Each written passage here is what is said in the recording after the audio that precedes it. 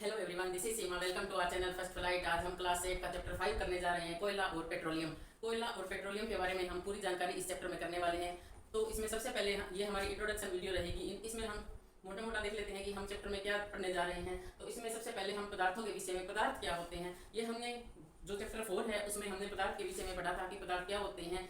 जो हमें जो भी वस्तु दिखाई दे रही होती है, जो भी वस्तु होती है, वो जिस सामग्री से बनी होती है उसे हम क्या कहते हैं, पदार्थ कहते हैं। जैसे कोयला, पेट्रोलियम, ये सब क्या होते हैं, पदार्थ होते हैं। जितने भी धातु होते हैं, लोहा, ये जो कॉपर वगैरह होते हैं, ये सब क्या होते हैं, ये पदार्थ होते हैं। तो अब जो यहाँ पे पदार्थ हैं, यहाँ पदार्थ होते हैं, ये प्राकृतिक संसाधन भी होते हैं और मानव निर्मित संसाधन भी होते हैं। पानी होता है, ये सब कौन से होते हैं, ये सब संसाधन, प्राकृतिक संसाधन होते हैं। ये जो प्राकृतिक संसाधन होते हैं, ये दो तरह के होते हैं। प्राकृतिक संसाधन दो तरह के होते हैं। ये होते हैं अक्षय प्राकृतिक संसाधन और समाप्त होने वाले प्राकृतिक संसाधन। अक्षय से मतलब उसका क्षय होना, डिके होना, मतलब वो धीरे धीरे उसका, और अक्षय जो समाप्त नहीं होते, यानी कि ऐसे प्राकृतिक संसाधन जो समाप्त नहीं होते, वो कौन कौन से होते हैं। जैसे सूर्य की जो ऊर्जा होती है, सूर्य से प्राप्त होने वाली ऊर्जा होती है, सौर ऊर्जा जिसे कहते हैं, पवन ऊर्जा, ये सब क्या होते हैं, ये प्राकृतिक अक्षय प्राकृतिक संसाधन होते हैं। और दूसरे होते हैं, वो होते हैं समाप्त होने वाले प्राकृतिक संसाधन। समाप्त होने वाले प्राकृतिक संसाधन यानी कि वो हमें एक लिमिटेड मात्रा में मिले हुए हैं और उनको यदि हम ज्यादा यूज करेंगे तो वो बहुत जल्दी समाप्त हो जाएंगे, और यदि धीरे यूज करेंगे तो वो थोड़े धीरे समाप्त होंगे, यानी कि वो समाप्त जरूर होंगे, चाहे हम उनका जल्दी इस्तेमाल करें, चाहे हम उनका मतलब ये होते हैं समाप्त होने वाले प्राकृतिक संसाधन। चैप्टर का नाम है कोयला और पेट्रोलियम। तो कोयला और पेट्रोलियम कौन से संसाधन है, समाप्त होने वाले संसाधन। तो हम इस चैप्टर में समाप्त होने वाले जो प्राकृतिक संसाधन है उन्हीं का जिक्र करेंगे। किसका जिक्र करेंगे, समाप्त होने वाले प्राकृतिक संसाधन, और मुख्य रूप से कोयला और पेट्रोलियम का जिक्र करेंगे कि कोयला और पेट्रोलियम क्या है। तो अब हम दूसरा क्या है, कोयला और पेट्रोलियम की। कोयला क्या होता है, कोयले के कौन कौन से उत्पाद होते हैं। जो पौधों के अवशेष होते हैं, ये बहुत लंबे समय तक लगभग 200 वर्षों तक जमीन में दबे रहते हैं और इनके ऊपर मिट्टी जमती जाती है। और हमें पता है जितनी ज्यादा मिट्टी जमेगी उतनी ज्यादा क्या होगी, गर्मी बढ़ेगी। तो ये जो जीवाश्म, ये जो पौधों के अवशेष होते हैं, ये क्या होते हैं, ये फिर कोयले में परिवर्तित हो जाते हैं। तो इसे कहते हैं जीवाश्म। और कोयला क्या है, जीवाश्म ईंधन है। इससे कोयले से और क्या होता है, ये तापीय संयंत्र होता है। जैसे अपने हरियाणा में है Rajiv Gandhi thermal power plant है, तो उसे क्या कहते हैं, तापीय विद्युत कोयले का प्रयोग किया जाता है। एक होता है कार्बनीकरण। ये कार्बनीकरण क्या होता है, कार्बनीकरण होता है वनस्पति के धीमे प्रक्रम द्वारा कोयले में परिवर्तन। वनस्पति जो भी होती है, ये धीमा प्रक्रम होता है, मतलब ये मैंने बताया था कि ये धरती में जब ये बड़े होते हैं, ये धरती में दबते जाते हैं। इससे क्या होगा कि काफी समय बाद, काफी सालों बाद, सैकड़ों सालों के बाद ये क्या होता है, ये कोयले में परिवर्तित हो जाते हैं। जैसे आज एक लकड़ी है, वो नीचे भूमि में दब गई और वो दबी रही, उसके ऊपर जो है वो रेत की परत जमती जाएगी, उसे बहुत ज्यादा क्या होगी, उच्च ताप और दाब के कारण वो क्या होगा, वो कोयले में परिवर्तन हो जाता है। तो इसे हम क्या कहते हैं, कार्बनीकरण कहते हैं। वायु को गर्म करने पर जो होती है, ये वायु में गर्म करते हैं जब हम इसे, तो ये जलता है और जलने पर कार्बन डाइऑक्साइड गैस उत्पन्न करता है। तो इससे जो कोक, कोलतार, कोयला, गैस, ये क्या होते हैं, उद्योग में कोयले के प्रक्रमण द्वारा प्राप्त होता है। ये भी कोक का प्रयोग किया जाता है। इसे कोलतार भी प्राप्त किया जाता है। इसकी जो इसमें से दुर्गंध आती है, कोलतार हमने सड़कों पे देखा था, सड़कों में अच्छा खासा लगभग 200 पदार्थों का मिश्रण होता है और ये बहुत ही काला और गाढ़ा होता है। कोलतार आपने सड़कों पे देखा होगा, वहाँ पे कोलतार होता है और ये लग जाए तो इसलिए हटता नहीं है, फिर जहाँ पे भी अपनी बॉडी पे गिर जाता है वहाँ पे। कोलतार से जो प्राप्त उत्पाद होते हैं वो ये होते हैं कि प्रारंभिक पदार्थों के रूप में विभिन्न पदार्थों के जो औद्योगिक निर्माण होते हैं वहाँ पे किया जाता है और उद्योगों में भी किया जाता है। जैसे संश्लेषित रंग होते हैं, जो कृत्रिम रंग बनाए जाते हैं। एक तो नेचुरल रंग होते हैं और दूसरे होते हैं कृत्रिम, जो हम बनाते हैं उनमें इस वो रंग बनाने के लिए भी इसका कोलतार का प्रयोग किया जाता है। विस्फोटक बनाने के लिए, सुगंधित प्लास्टिक बनाने के लिए, औषधियां बनाने में भी, पेंट बनाने में, जैसे औषधियां बनाने में जो नेफ्थलीन की गोलियां होती हैं, ये क्या होती है, मौत और कीटों को भगाने के लिए प्रयोग। जो जीवाश्म ईंधन है, ये कहाँ से प्राप्त होगा, कोयला कहाँ से प्राप्त होगा। तो जीवाश्म ईंधन का जलाना, ये क्या विश्व उष्णन से अत्यंत आवश्यक होने पर ही जीवाश्म ईंधन का उपयोग हमें करना चाहिए। यदि जीवाश्म ईंधन का उपयोग आवश्यकता पड़ने पर ही किया जाएगा तो पर्यावरण बेहतर होगा, विश्व उष्णन का खतरा है वो कम होगा और ईंधन की उपलब्धता है वो लंबे समय तक बनी रहेगी। क्या होती है, पेट्रोलियम संरक्षण अनुसंधान समिति। ये हमें क्या गाइडलाइन देती है कि डीजल, ये इसकी गाइडलाइन है कि पेट्रोल और डीजल को बचाएं। और पेट्रोल और डीजल को हम कैसे बचाएंगे कि गाड़ी होती है, जब हम गाड़ी चलाते हैं तो यूं नहीं कि उसकी स्पीड कम ज्यादा हो, यदि हम एक निरंतर गति में उसे चलाएंगे तो इससे जो तेल है वो कम जलेगा और हमारी खर्चा भी कम होगा। और मध्यम गति से चलाएं, मीडियम स्पीड पे चलाएं, ना बहुत ज्यादा तेज और ना बहुत ज्यादा कम हो। एक जिस स्पीड में हम चला रहे हैं उसी स्पीड पे गाड़ी चलाएं, तो इससे क्या होता है कि डीजल और तेल की बचत होगी। टायरों का दाब सही रखें, गाड़ी का नियमित रख रखाव करें, तो इससे भी क्या होता है, पेट्रोल डीजल बचेंगे। मैं आशा करती हूँ कि आपको मेरी इंट्रोडक्शन वीडियो काफी समझ में आई होगी, आपको पता चला होगा कि हम चैप्टर में क्या क्या करेंगे। यदि आपको मेरी वीडियो पसंद आई है तो मेरे चैनल को लाइक, शेयर और सब्सक्राइब करें। धन्यवाद। Hello everyone, this is Seema. Welcome to our channel first flight. आज हम क्लास 8 का चैप्टर 5 कोयला और पेट्रोलियम करने जा रहे हैं। इसमें सबसे पहले हमारा क्या आता है, पदार्थ।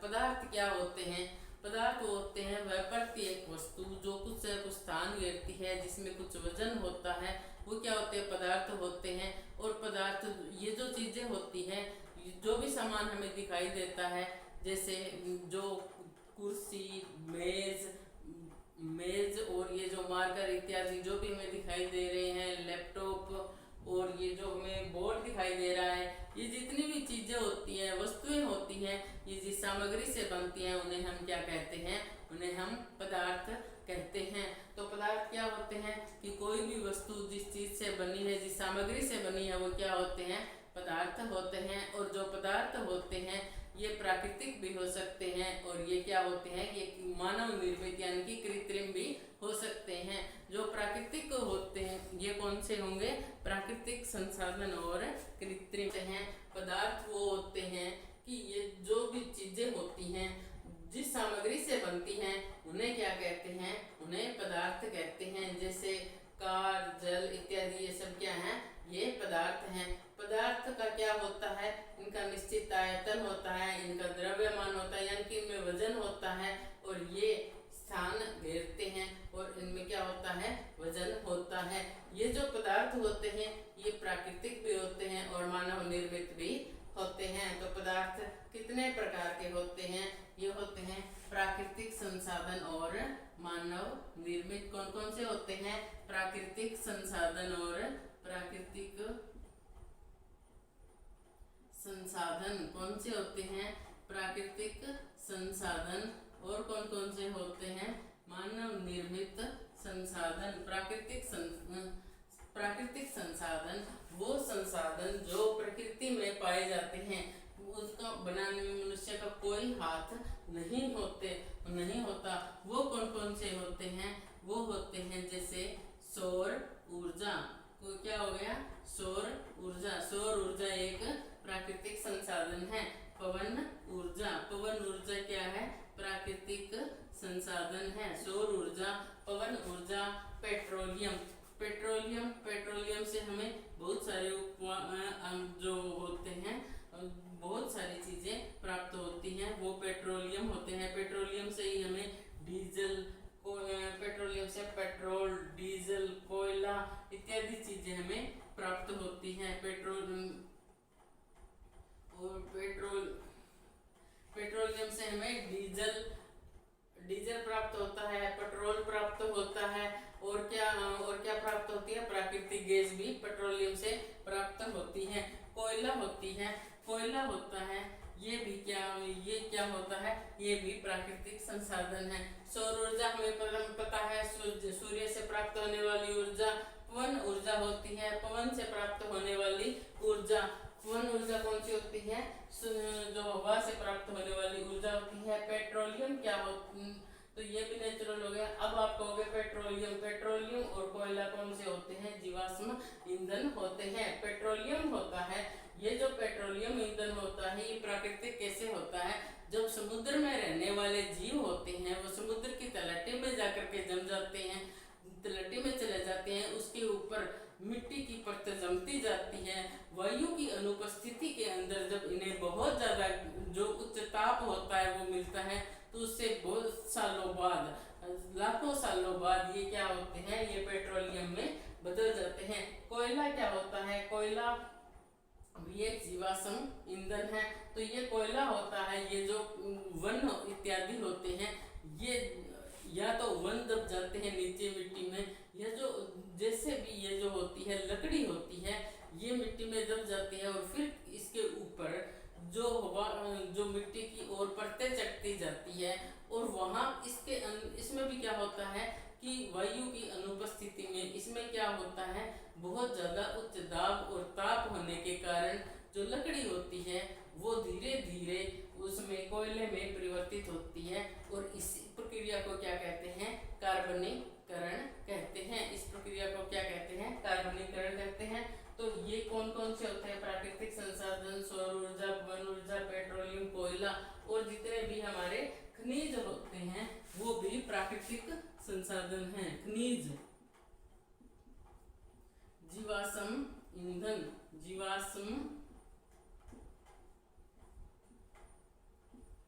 ईंधन, ये भी क्या होते हैं, प्राकृतिक संसाधन होते हैं। सूर्य का प्रकाश, ठीक है, ये होते हैं। और अब कौन से होते हैं, एक तो प्राकृतिक पदार्थ दो तरह के होते हैं, प्राकृतिक संसाधन मैंने सारा बता दिया। दूसरे होते हैं मानव निर्मित संसाधन। कौन कौन से होते हैं, मानव निर्मित संसाधन। मानव निर्मित संसाधन, नाम मानव निर्मित यानी कि मनुष्य द्वारा बनाए गए, नाम से ही पता चल रहा है ये मनुष्य द्वारा उत्पन्न किए गए संसाधन होते हैं। ये मनुष्य ने बनाए होते हैं। उन संसाधनों को हम मानव निर्मित संसाधन कहते हैं। जैसे जो कार है ये मानव निर्मित है, कंप्यूटर है ये मानव निर्मित है। ये सब चीजें किसकी होती हैं, ये मानव निर्मित संसाधन होते हैं। पर इस चैप्टर में हम जो पढ़ने वाले हैं वो पढ़ने वाले हैं प्राकृतिक संसाधनों के बारे में हम पढ़ेंगे। प्राकृतिक संसाधनों में प्राकृतिक जो संसाधन होते हैं वो भी दो तरह के होते हैं। कौन कौन से होते हैं प्राकृतिक संसाधन, कौन कौन से होते हैं, एक तो होते हैं प्राकृतिक संसाधन कौन से होते हैं, अक्षय प्राकृतिक संसाधन। ऐसे प्राकृतिक संसाधन जो कभी नष्ट नहीं होते, उनका कभी क्षय नहीं होता, वो कौन से होते हैं, अक्षय प्राकृतिक संसाधन। कौन से होते हैं, अक्षय प्राकृतिक संसाधन। अक्षय प्राकृतिक संसाधन। देखो जो क्षय होता है, क्षय होना मतलब कहते हैं ना क्षय होना, यानी कि धीरे धीरे नष्ट होना, डिके होना। और अक्षय, अक्षय मतलब क्षय नहीं होना, यानी कि उनको हम कितना ही उपयोग करें तो वो समाप्त नहीं होते। पवन ऊर्जा, पवन ऊर्जा क्या होती है, इसका चाहे जितने मर्जी हम उपयोग करें ये समाप्त नहीं होती। कौन से होता है इसमें, पवन ऊर्जा, पवन ऊर्जा। और क्या होती है, सौर ऊर्जा। सौर ऊर्जा हम जितना मर्जी चाहे इस्तेमाल करें ये कभी समाप्त नहीं होती। आजकल सौर ऊर्जा पे सरकार बहुत ज़्यादा ध्यान दे रही है, क्योंकि पेट्रोल और डीजल होते हैं, जो पेट्रोलियम होता है, कोयला होता है, ये समाप्त होने वाले होते हैं। तो ठीक है, तो इसलिए सरकार किस पे ध्यान दे रही है, अक्षय प्राकृतिक संसाधन होते हैं उन पे सरकार का ध्यान है। अक्षय प्राकृतिक संसाधन है पवन ऊर्जा और सौर ऊर्जा। इसके जो राजस्थान, गुजरात इत्यादि में है, इसके विशाल भंडार है पवन ऊर्जा और सौर ऊर्जा के। दूसरे होते हैं समाप्त होने वाले प्राकृतिक संसाधन, यानी कि ऐसे संसाधन भी होते हैं जिनका यदि हम उपयोग करते हैं तो वो एक समय बाद समाप्त हो जाएंगे, और यदि हमने उसका अंधाधुंध उपयोग किया तो वो बहुत जल्दी समाप्त हो जाएंगे। ऐसा नहीं है कि हम उनको इस्तेमाल करते रहें और वो समाप्त ना हो। तो कौन से होते हैं, दूसरे होते हैं समाप्त होने वाले प्राकृतिक संसाधन। समाप्त होने वाले प्राकृतिक संसाधन। समाप्त होने वाले प्राकृतिक संसाधन कौन कौन से होते हैं, समाप्त होने वाले प्राकृतिक संसाधन होते हैं, यानी कि उनका उपयोग करेंगे तो वो क्या होंगे, समाप्त हो जाएंगे। जैसे मैंने आपको बताया था कि जो समुद्र में रहने वाले जीव होते हैं, जो वो मर करके नीचे समुद्र की तलहटी में चले जाते हैं, उसके ऊपर लगातार मिट्टी की परत जमती जाती है और उच्च दाब और ताप के कारण वो जीवाश्म ईंधन के रूप में परिवर्तित हो जाते हैं। इसी प्रकार को पेट्रोलियम का निर्माण होता है। इस प्रक्रिया में लाखों साल लग जाते हैं, परंतु जो हमारे पास जो इनके पेट्रोलियम के भंडार हैं, जो ज्ञात भंडार हैं, वो तो कुछ 100 साल ही चलेंगे और इसको बनने में कितने लाखों साल लगते हैं। तो ये क्या होते हैं, ये समाप्त होने वाला प्राकृतिक संसाधन है, इसका हमें सोच समझ करके उपयोग करना चाहिए। तो पेट्रोलियम कौन से होते हैं, समाप्त होने वाले प्राकृतिक संसाधन कौन सा होता है, पेट्रोलियम।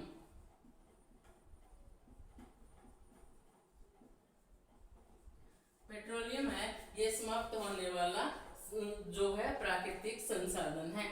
दूसरा होता है कोयला। कोयला क्या होता है, कोयले का निर्माण कैसे होता है, जब वनस्पति होती है वो जमीन में वो जब वनस्पति होती है उसके ऊपर मिट्टी की परत जमती जाती है और उच्च दाब और वायु की उपस्थिति में उच्च ताप और दाब के कारण जो होता है कोयला, जो वनस्पति होती है वो कोयले में परिवर्तित हो जाती है और इसे क्या कहते हैं, कार्बनीकरण कहते हैं। तो कोयला भी क्या है, बहुत साल लगते हैं कोयले को बनने में, कोयले का निर्माण होने में। और कोयला जो है इसका यदि हमने अंधाधुंध उपयोग किया तो ये भी समाप्त हो जाएगा।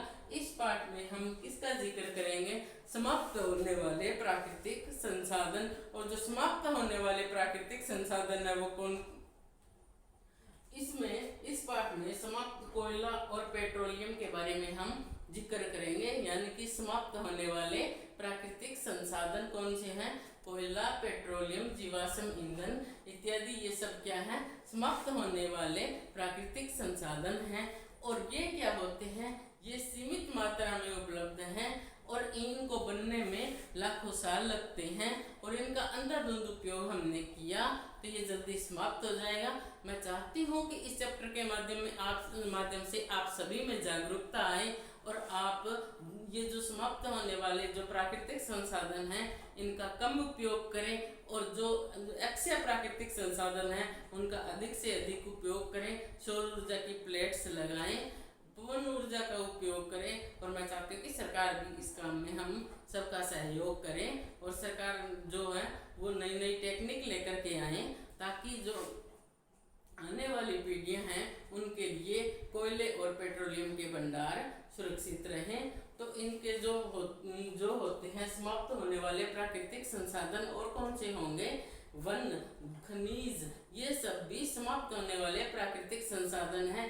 जो वन और वन्य जीव होते हैं, आजकल सरकार वैसे कहती है कि जो चिड़ी वगैरह होती हैं, चिड़िया वगैरह थी, ये हमें कम देखने को मिलती है, सांपों की प्रजातियां लुप्त हो रही हैं। ये सभी जीव हमारे लाभ के लिए हैं। ऐसा कोई जीव इस धरती पे नहीं है जो हमारे लिए लाभकारी ना हो। तो जहाँ तक हो सके इनकी प्रजातियों को हमें बचाना चाहिए। हिरण, बाघ इत्यादि ये सब क्या हैं, ये हमारे बहुत काम के होते हैं। वन, वन्य जीव ये सब क्या होते हैं, समाप्त होने वाले प्राकृतिक संसाधन हैं। तो वनों से हमें बताइए वनों के क्या क्या लाभ हैं। तो वन, वन्य जीव ये सब क्या है, ये हमें समाप्त होने वाले प्राकृतिक संसाधन हैं। वन हमारे लिए किस प्रकार उपयोगी है, वनों से हमें ऑक्सीजन प्राप्त होती है, वनों से हमें औषधियाँ मिलती हैं, वनों में वन्य जीव रहते हैं और वनों से हमें लकड़ी मिलती है। वनों के हमें अनेक लाभ हैं। वन से क्या है, पर्यावरण में शुद्धता बनी रहती है। वन्य जीव होते हैं ये भी हमारे लिए बहुत उपयोगी है। ये सीमित मात्रा में है और मानवीय क्रियाकलापों द्वारा ये क्या है, इनकी समाप्ति संभव है। इसलिए इन सब का हमें सोच समझ करके उपयोग करना चाहिए। प्राकृतिक गैस जो होती है वो भी समाप्त होने वाला प्राकृतिक संसाधन है। प्राकृतिक गैस, तो प्राकृतिक गैस इत्यादि ये सब क्या है, समाप्त होने वाले प्राकृतिक संसाधन। पेट्रोलियम,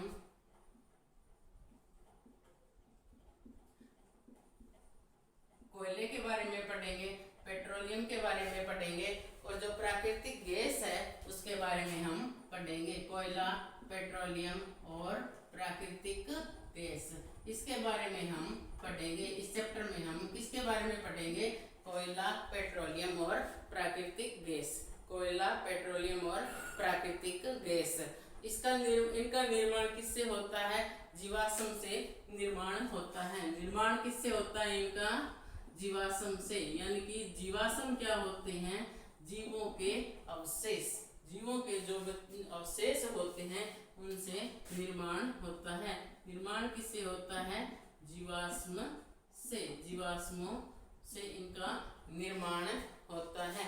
जीवाश्म क्या है, सजीव प्राणियों के जो मृत अवशेष होते हैं वो क्या होते हैं, जीवाश्म क्या होते हैं, सजीव प्राणियों के जो जिंदे यानी कि जो जितने भी सजीव होते हैं, जिंदा इंसान, जिंदा होते हैं, जीवधारी होते हैं, वो जब मर जाते हैं तो उनके जो मृत अवशेष होते हैं उन्हें हम क्या कहते हैं? जीवाश्म ईंधन, जीवाश्म कहते हैं। मृत सजीव प्राणियों,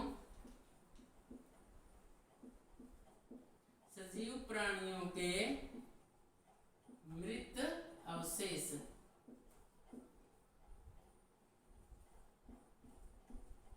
सजीव जो प्राणी होते हैं उनके मरने के बाद जो उनके अवशेष बचते हैं वो होते हैं मृत अवशेष। और इन्हें क्या कहते हैं? जीव प्राणियों के जो मृत अवशेष होते हैं उन्हें क्या कहते हैं? ईंधन कहते हैं। इन्हें क्या कहते हैं? जीवाश्म ईंधन कहते हैं। इन्हें जीवाश्म ईंधन कहते हैं।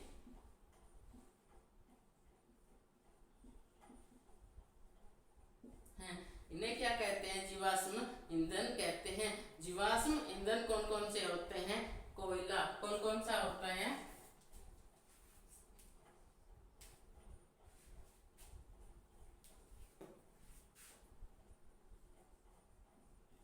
कोयला, कोयला क्या है? एक जीवाश्म ईंधन है। मैंने बताया था कि कोयले का निर्माण किस प्रकार होता है। जब वन या क्या होता है, कोई भी लकड़ी होती है वो मिट्टी में दबती जाती है और उच्च दाब और ताप के कारण वायु की अनुपस्थिति में ये बहुत समय बाद में लकड़ी क्या होती है? ये कोयले में परिवर्तित हो जाती है। और जब लकड़ी होती है ये कोयले में परिवर्तित होती है तो उसे हम क्या कहते हैं? कार्बनीकरण कहते हैं। तो कोयला होता है ये पत्थर जैसा क्या होता है? कठोर होता है। क्या होता है? ये पत्थर जैसा कठोर होता है।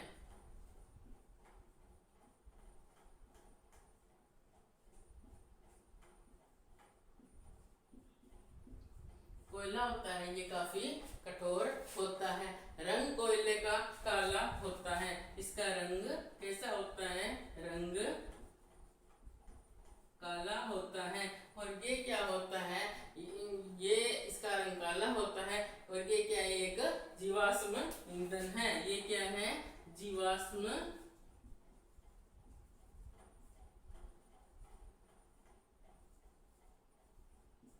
ईंधन होता है।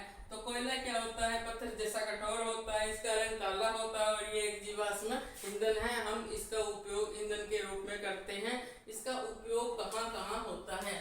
तो कोयले का उपयोग कहाँ कहाँ होता है?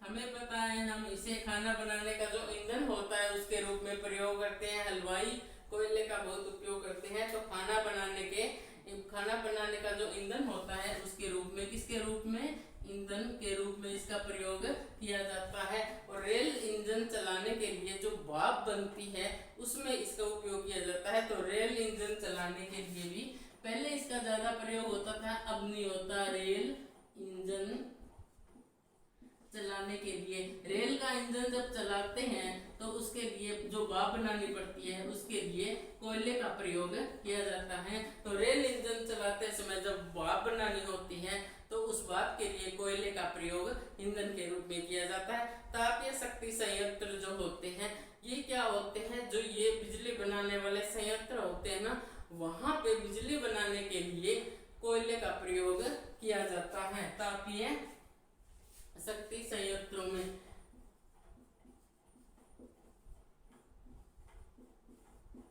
तापीय शक्ति संयंत्रों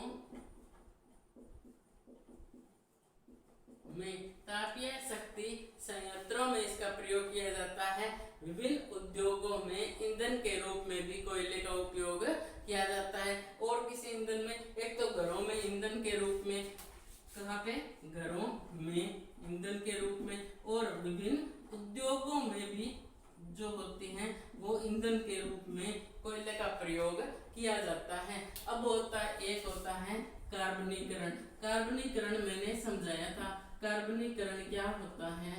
वनस्पति होती है, लंबे उसके ऊपर मिट्टी की परत जब जमती जाती है और धीमे प्रक्रम द्वारा जो कोयले में परिवर्तन हो जाती है, यानी कि उच्च दाब और ताप के कारण वायु की अनुपस्थिति में वनस्पति जो धीमे प्रक्रम द्वारा जो कोयले में परिवर्तित हो जाती है उसे हम क्या कहते हैं?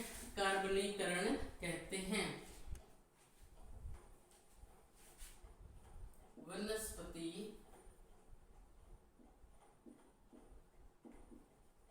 का धीमे प्रक्रम द्वारा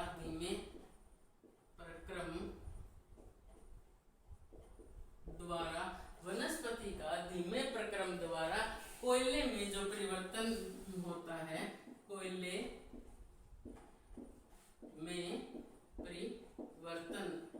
में परिवर्तन होता है, इसे क्या कहते हैं? कार्बनीकरण कहते हैं। वनस्पति जैसे वन इत्यादि लकड़ी जैसी जिस रूप में भी होती है, ये मिट्टी में दबती जाती है और वहाँ पे क्या होते हैं कि बहुत ज़्यादा गर्मी हो जाती है, वायु की उपस्थिति नहीं होती। ऐसे में बहुत ज़्यादा उच्च ताप और दाब के कारण कोयला जो ये वनस्पति होती है, ये धीरे धीरे एक धीमे प्रक्रम में, एक बहुत धीमे प्रक्रम यानी कि बहुत धीमी प्रक्रिया द्वारा बहुत धीरे धीरे ये क्या होता है, कोयले में परिवर्तन हो जाता है। और वनस्पति का धीमे प्रक्रम द्वारा कोयले में परिवर्तन होने को क्या कहते हैं?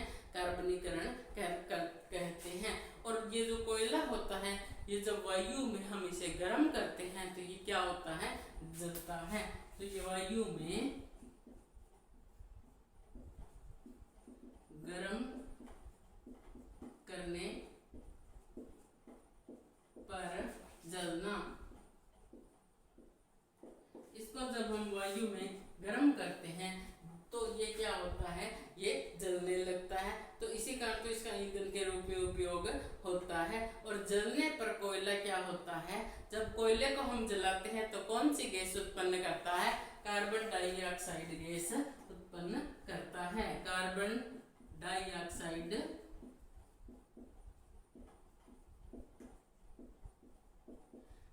डाइऑक्साइड गैस उत्पन्न करता है।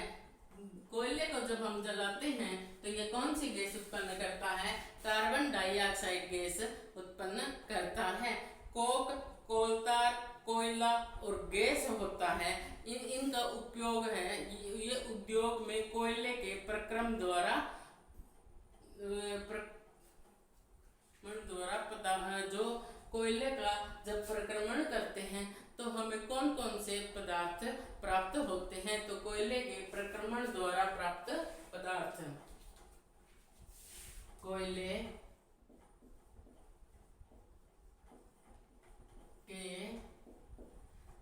के प्रक्रमण द्वारा प्राप्त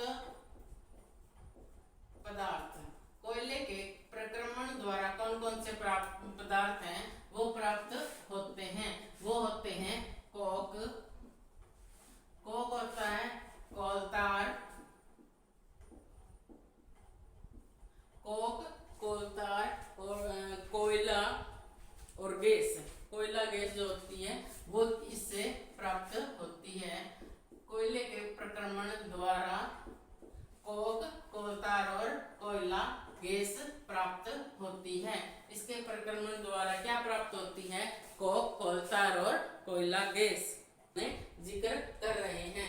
कोयला होता है, इसका निर्माण जीवाश्म से होता है। ये जीवाश्म क्या होता है? सजीव प्राणियों के जो मृत यानी कि मरे हुए अवशेष होते हैं, जो पीछे बच जाए, किसी चीज से जो पीछे बच जाए वो क्या होता है? अवशेष होता है। और इन्हें जीवाश्म ईंधन कहते हैं। इन्हें क्या कहते हैं? जीवाश्म ईंधन कहते हैं। कोयला क्या होता है? कोयला पत्थर की तरह कठोर होता है, इसका रंग काला होता है और कोयला एक जीवाश्म ईंधन है। इसका उपयोग ईंधन के रूप में घरों और उद्योगों में किया जाता है। रेल इंजन में जो होता है वो भाप, रेल इंजन चलाने के लिए भी इसका उपयोग किया जाता है। भाप बनाते हैं। तापीय शक्ति संयंत्रों में कोयले का जो उपयोग है वो बिजली बनाने में किया जाता है। कोयला होता है, ये वायु में यदि हम इसे गर्म करेंगे तो ये गर्म करने पर ये जलने लगता है। जब कोयले को जलाया जाता है तो ये कौन सी गैस उत्पन्न करता है? कार्बन डाइऑक्साइड गैस उत्पन्न करता है। कार्बनीकरण क्या होता है? वनस्पति का धीमे प्रक्रम द्वारा कोयले में परिवर्तन क्या होता है? कार्बनीकरण कहलाता है। तो कोयले का धीमे प्रक्रम द्वारा, वनस्पति का धीमे प्रक्रम द्वारा कोयले में परिवर्तन क्या कहलाता है? कार्बनीकरण कहलाता है। अब हम जो कोयले के प्रक्रमण द्वारा जो पदार्थ प्राप्त होते हैं वो कौन कौन से होते हैं? कोक, कोल tar और कोयला गैस।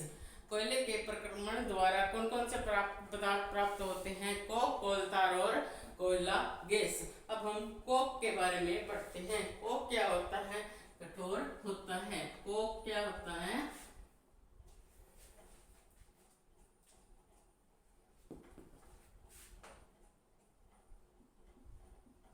अब हम कोक के बारे में पढ़ेंगे। ये क्या होता है? ये कठोर होता है। कठोर यानी कि ये नरम नहीं होता, इसको तोड़ना मुश्किल होता है। कोक होता है कठोर होता है। इसका रंग काला होता है। कोक का रंग कैसा होता है? काला होता है। और ये क्या होता है? कार्बन का शुद्ध रूप होता है। कार्बन का शुद्ध रूप होता है। कोक कार्बन का जो शुद्ध रूप है वो क्या होता है? कोक होता है, कार्बन का शुद्ध रूप। और ये क्या होता है? सरंध्र होता है। सरंध्र होता है। ये इसको इंग्लिश में क्या कहते हैं? पोरस। इंग्लिश में पोरस क्या होते हैं कहते हैं, यानी कि ये भाप बन जाता है। तो कोक होता है ये वायु में खुला छोड़ने पर इसकी भाप बन जाता है। इसे क्या कहते हैं? सरंध्र कहते हैं। इसका जो उपयोग है वो कहाँ किया जाता है? इस्पात के औद्योगिक निर्माण में और धातुओं के निष्कर्षण में। इस्पात के औद्योगिक इसका उपयोग कहाँ किया जाता है? इस्पात के औद्योगिक निर्माण में, धातुओं के निष्कर्षण में।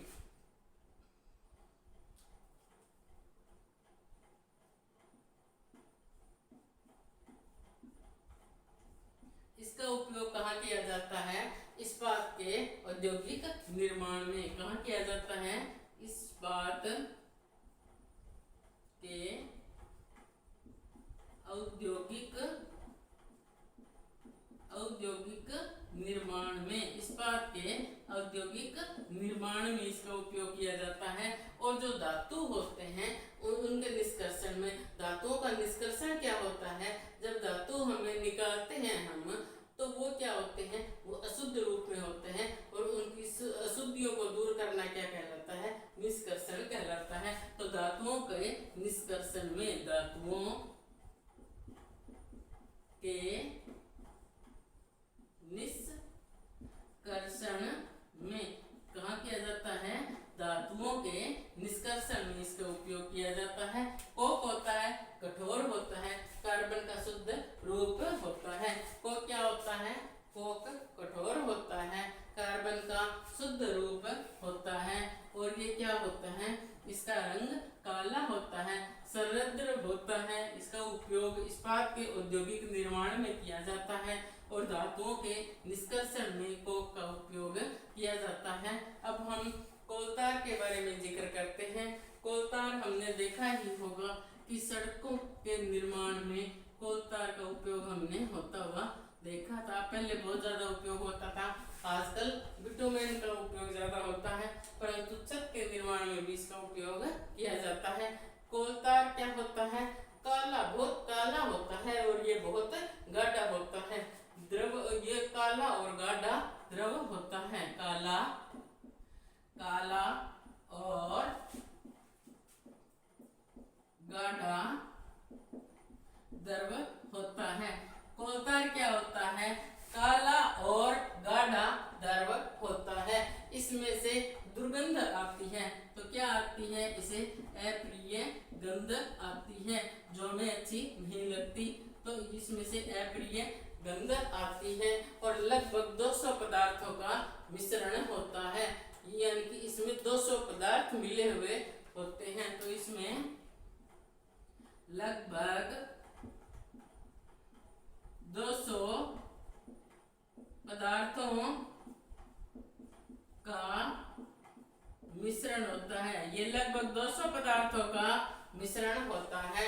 ये कितने पदार्थों का मिश्रण होता है? लगभग 200 पदार्थों का मिश्रण होता है। कोल tar से प्राप्त जो उत्पाद होते हैं उनका उपयोग कहाँ किया जाता है? इसका प्रारंभिक पदार्थों के रूप में विभिन्न जो पदार्थों के औद्योगिक निर्माण में इसका उपयोग किया जाता है।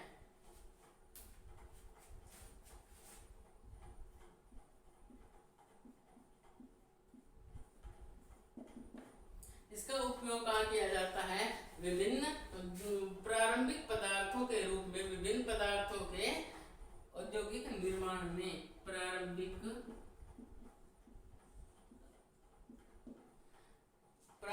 पदार्थों के रूप में प्रारंभिक पदार्थों के रूप में विभिन्न पदार्थों के औद्योगिक निर्माण में विभिन्न पदार्थों के औद्योगिक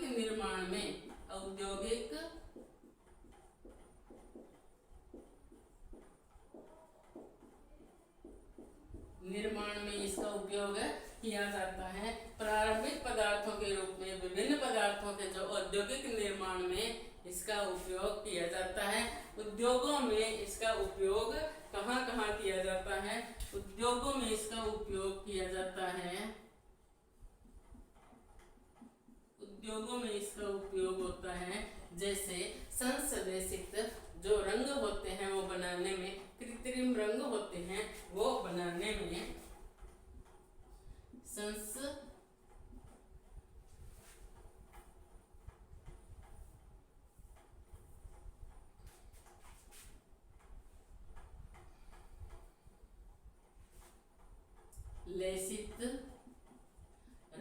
संश्लेषित रंग बनाने में, और कहाँ किया जाता है? विस्फोटक बनाने में,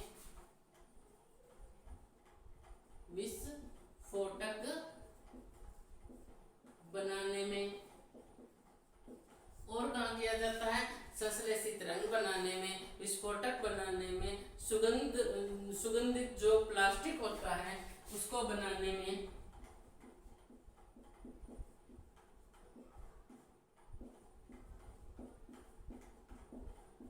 सुगंधित प्लास्टिक को बनाने में इसका उपयोग किया जाता है। औषधियों के निर्माण में, यानी कि जो दवाइयाँ होती हैं उनको बनाने के लिए भी कोल tar का उपयोग किया जाता है। औषधि निर्माण में,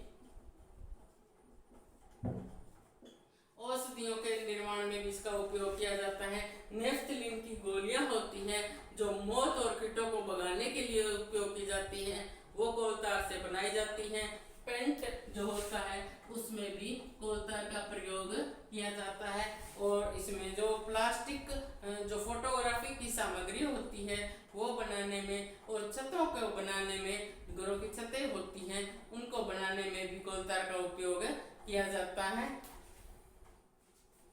फोटोग्राफिक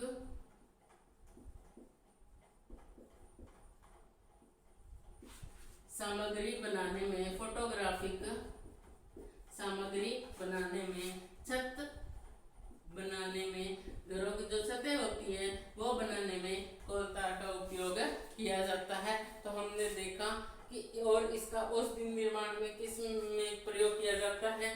नेफ्थलीन की गोलियां बनाने में। और नेफ्थलीन की जो गोलियां होती हैं वो किस काम आती हैं? नेफ्थलीन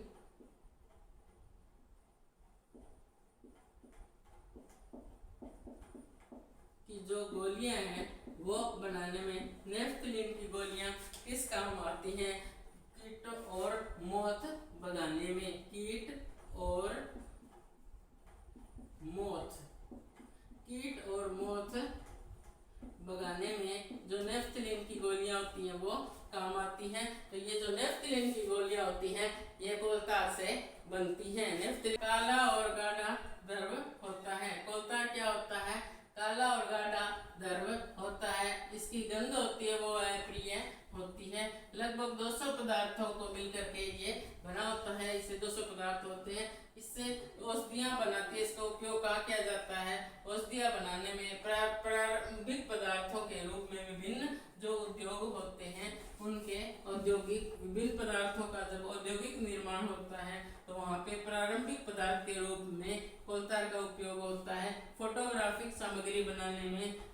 बनाने में कोलतार का उपयोग किया जाता है। सुगंधित प्लास्टिक बनाने में, औषधियाँ बनाने में, जैसे नेफ्थलीन की जो गोलियाँ होती हैं वो किस काम आती हैं, कीट और मौत भगाने में काम आती हैं और ये कोलतार से बनती हैं।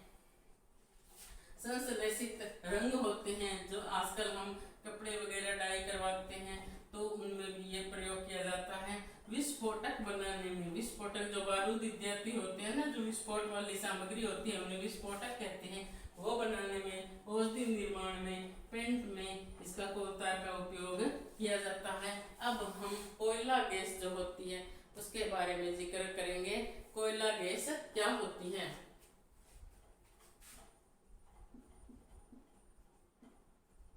कोयला गैस, कोयला गैस क्या होती है? कोयला गैस होती है कोयला का जब प्रक्रमण होता है और उस समय जब कोक बनाते हैं तो उस समय इसकी प्राप्ति होती है। कोयला प्रक्रमण द्वारा कोक बनाते समय इसकी प्राप्ति होती है। इसकी प्राप्ति कैसे होती है? कोयला प्रक्रमण द्वारा, कोयला प्रक्रमण द्वारा कोक बनाते समय, कोयला प्रक्रमण द्वारा जो कोयला प्रक्रमण होता है उसके द्वारा कोक बनाते हैं उस समय कोयला गैस की प्राप्ति होती है। कोयला प्रक्रमण संयंत्र के निकट स्थापित बहुत से उद्योग होते हैं। जो कोयला प्रक्रमण संयंत्र होते हैं उसके पास बहुत से उद्योग स्थापित होते हैं और उन उद्योगों के ईंधन के रूप में इसका उपयोग किया जाता है। तो इसका उपयोग कहाँ किया जाता है? ईंधन के रूप में। कहाँ किया जाता है? ईंधन के रूप में। ईंधन के रूप में जब कहाँ किया जाता है? कोयला प्रक्रमण जो संयंत्र होते हैं उनके निकट बहुत से उद्योग स्थापित होते हैं। उन उद्योगों के जो होते हैं उनके ईंधन के रूप में इसका उपयोग किया जाता है। 1810 में पहली बार लंदन में कोयला गैस का उपयोग किया गया था। इसका कोयला गैस का प्रथम बार उपयोग कब किया गया? प्रथम बार उपयोग इसका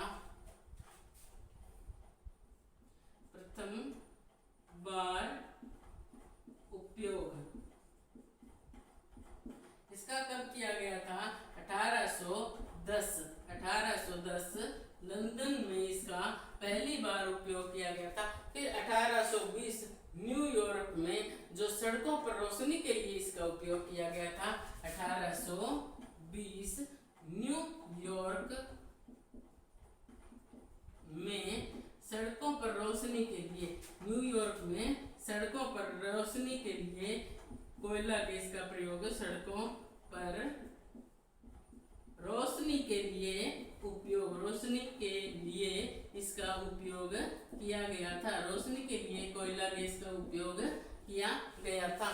तो ये कोयला गैस का उपयोग था। और आजकल ऊष्मा के स्रोत के रूप में उपयोगी रोशनी के लिए इसका उपयोग नहीं किया जाता है।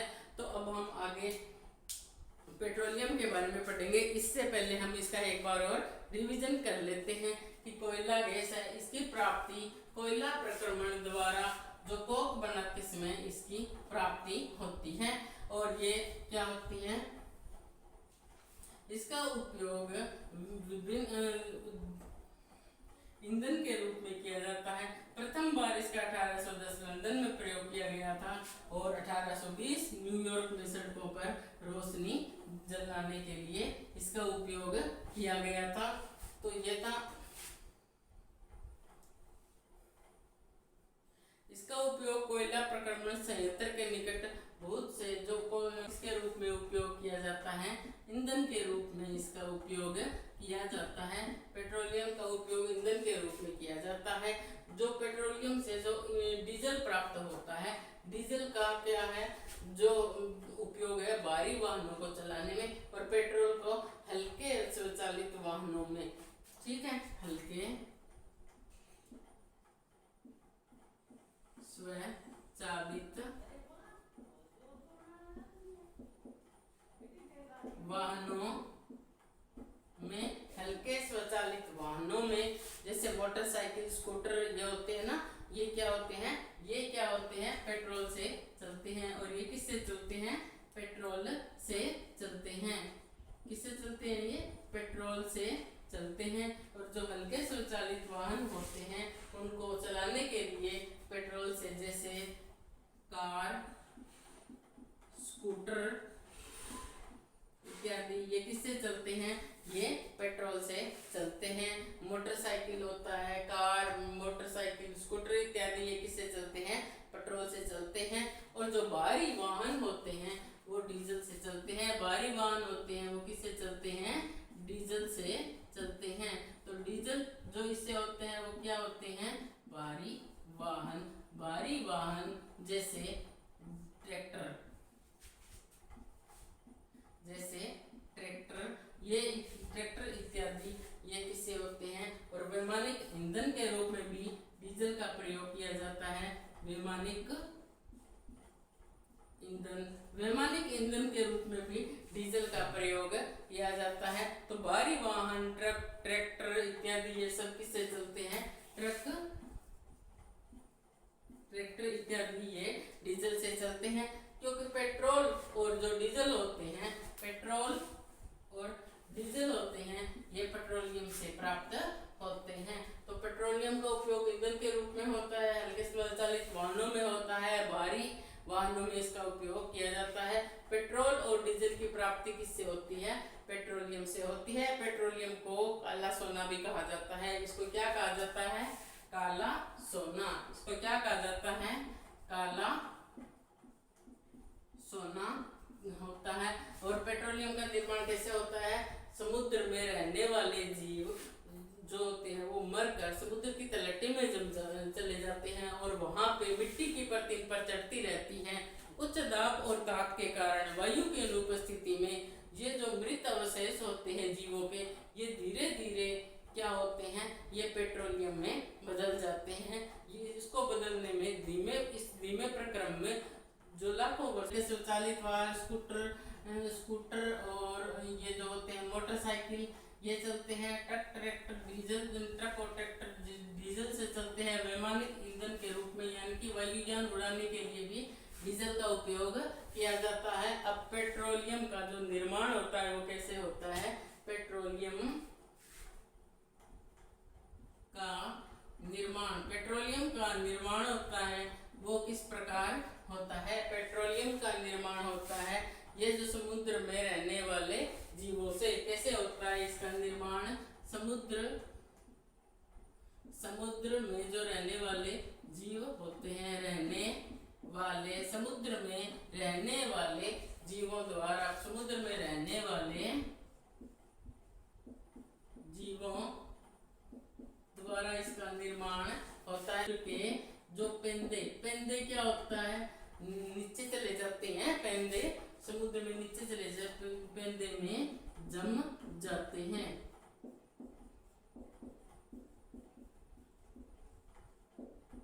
समुद्र के पेंदे में जम जाते हैं। फिर इसके ऊपर रेत और मिट्टी की तह द्वारा ये ढक जाते हैं। रेत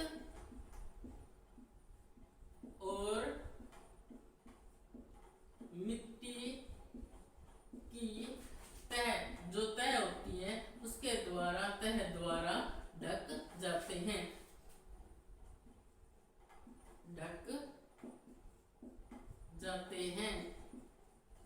ठीक है। फिर क्या होता है कि अब समुद्र में रहने वाले जीवों द्वारा होते हैं। कैसे होता है, पानी में जो मृत जीव होते हैं जो वो समुद्र के पेंदे में जम जाते हैं और इनके ऊपर रेत और मिट्टी की तह होती है, उनसे ढक जाते हैं, यानी कि इनके ऊपर रेत और मिट्टी जमती जाती है। फिर क्या होता है, लाखों वर्षों में वायु की अनुपस्थिति में क्या होता है, उच्च दाब और ताप से मृत जीव होते हैं वो पेट्रोलियम और प्राकृतिक गैस में बदल जाते हैं। लाखों वर्षों में इसका निर्माण होता है। पेट्रोलियम का निर्माण कैसे कहाँ होता है, लाखों वर्षों में उच्च दाब और उच्च ताप,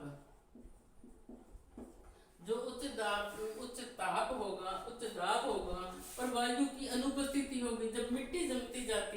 वहाँ पे वायु कहाँ से रहेगी, बहुत ज्यादा दबाव होता है वहाँ पे वायु वैसे भी नहीं होती। तो उच्च दबाव, इस कारण से बहुत ज्यादा गर्मी हो जाती है, क्योंकि मिट्टी की परतें, बहुत परतें जम जाती है तो उससे उच्च दाब हो गया। और मिट्टी की जब इतनी परतें जम जाएगी तो वहाँ पे बहुत ज्यादा गर्मी होगी, तो बहुत ज्यादा गर्मी होगी। और जब मिट्टी इतनी ज्यादा जम जाएगी तो वहां पे वायु का प्रवेश कहाँ होगा, तो वायु की अनुपस्थिति में, वायु की अनुपस्थिति में इसका क्या है, पेट्रोलियम का निर्माण होता है। किसका निर्माण होता है, जो मृत जीव होते हैं वो क्या होते हैं, पेट्रोलियम में परिवर्तित हो जाते हैं। मृत जीवों का पेट्रोलियम में परिवर्तित होना, पेट्रोलियम में परिवर्तित होना। उच्च दाब और ताप के कारण जो ये वायु की अनुपस्थिति में लाखों सालों में ये क्या होते हैं, मृत जीव होते हैं, ये पेट्रोलियम में बदल जाते हैं। इस प्रकार से पेट्रोलियम का निर्माण होता है। ये जो पेट्रोलियम होता है, पेट्रोलियम और जो प्राकृतिक गैस होती है वो दोनों ही इस प्रकार से बनती है। सिर्फ पेट्रोलियम ही नहीं, पेट्रोलियम और प्राकृतिक गैस दोनों का निर्माण इसी प्रकार होता है। पेट्रोलियम और प्राकृतिक गैस दोनों का निर्माण इसी प्रकार से होता है। इसका मैं ग्राफ समझा देती हूँ। जैसे ये क्या होती है, ये है, ये किसकी है, पानी की चट्टानें हैं, पानी की चट्टानें हैं,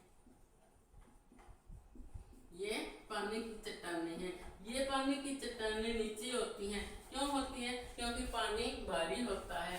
पेट्रोलियम और जो प्राकृतिक गैस होती है उसकी चट्टानें ये हैं। ये चट्टानें किसकी हैं, पेट्रोलियम और प्राकृतिक गैस की। पेट्रोलियम और किसकी है, प्राकृतिक गैस की चट्टानें हैं। इसकी चट्टानें पानी की चट्टानों के ऊपर होती है। कारण क्या होता है, पेट्रोलियम और प्राकृतिक गैस होते हैं ये हल्के होते हैं, और ये तो क्योंकि ये पानी की चट्टानें नीचे हैं, पेट्रोलियम और प्राकृतिक गैस की चट्टानें ऊपर है, तो इससे हमें एक और क्या पता चल गया कि ये दोनों मिक्स नहीं होते, इनकी अलग चट्टानें हैं। और पानी की अलग चट्टानें हैं, और पेट्रोलियम और प्राकृतिक गैस की चट्टानें होती है, अलग होती है, ये मिले हुए नहीं होते। पेट्रोलियम और प्राकृतिक गैस होती है, पानी में नहीं मिलती है। समुद्र में रहने वाले, पेट्रोलियम का निर्माण कैसे होता है, समुद्र में रहने वाले जीवों द्वारा। पानी में मृत जीव होते हैं वो समुद्र के पैदे में जम जाते हैं, और यहाँ पे रेत और मिट्टी की इनके ऊपर क्या है, फिर परतें जमती जाती है। ऐसे लाखों साल जब बीत जाते हैं, इनके ऊपर परतें जमती जाती है। इसके कारण इनके ऊपर बहुत ज्यादा दबाव हो जाता है और बहुत ज्यादा गर्मी उत्पन्न होती है, और वहाँ पे वायु भी उपस्थित नहीं होती। तो जो वो मृत जीव होते हैं वो पेट्रोलियम और प्राकृतिक गैस में परिवर्तित हो जाती है। तो इस प्रकार पेट्रोलियम और प्राकृतिक गैस होती है उसका निर्माण होता है। तो ये अब आपको समझ में आ गया होगा कि जैसे ये कोई जीव है, ये कोई जीव है, ये क्या है, ये समुद्र है, ये समुद्र है। तो यहाँ पे क्या है, ये जीव है, ये समुद्र का ये पैदा। जब ये मरेगा तो समुद्र में रहने वाला जीव ऐसे तो तैरता रहता है, मछली इत्यादि होते हैं, ये तैरते रहते हैं। बट ये क्या होते हैं, जब मरेंगे तो ये कहाँ चले जाएंगे, नीचे चले जाएंगे। फिर ये क्या होगा, इनके ऊपर मिट्टी जमती जाएगी। तो हमें पता है कि वहाँ पे फिर इसको बहुत ज़्यादा दबाव हो जाता है, बहुत ज़्यादा उष्मा प्राप्त होती है, और वायु वहाँ पे रहती नहीं। तो इस कारण ये लाखों सालों में पेट्रोलियम और प्राकृतिक गैस में परिवर्तित हो जाते हैं। तो मृत जीवों से पेट्रोलियम और प्राकृतिक गैस बनती है।